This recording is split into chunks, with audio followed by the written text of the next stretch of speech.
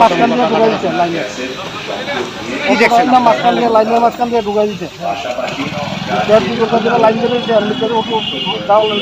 বাইকটা সরাইতে গেছে, তো পরে আগাইলে কেমন আমরা তো লাইন ছাড়া আইছেন এই কথা কোনো লাইন না, সেটা লাগিয়ে আছে না জোরবার লাগিয়ে সেটা বদলুক মানে অটোওয়ালা। আচ্ছা, তারপরে উনি তো আমরা একজন সিনিয়র সাংবাদিক, এটা কি বলবো? এটা খুব খারাপ জিনিস হয়েছে। অটোওয়ালা লাইন ছাড়া আলাদাভাবে আইছে না, সামনে যে দুগুণের লোকে রয়েছে করে সেটা নিচে ভালো লাগছে। কি ধরনের শাস্তি হওয়া উচিত? কি ধরনের শাস্তি উচিত শিক্ষা হওয়া যাবে।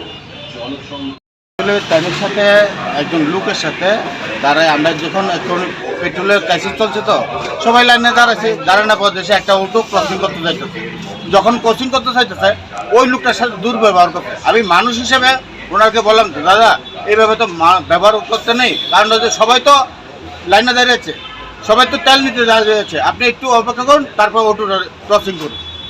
তাই না মানতে পারছি না, তাই না ওখানে এখান থেকে ক্রসিং করতে লাগবে। ওই লোকটার সাথে দুর্ব্যবহার করে আমি যখন প্রতিবাদ করছি আমার সাথে এইভাবে আক্রমণ করে মারধর করে চালাচ্ছে। আপনার নামটা? বিজয় দেবনাথ।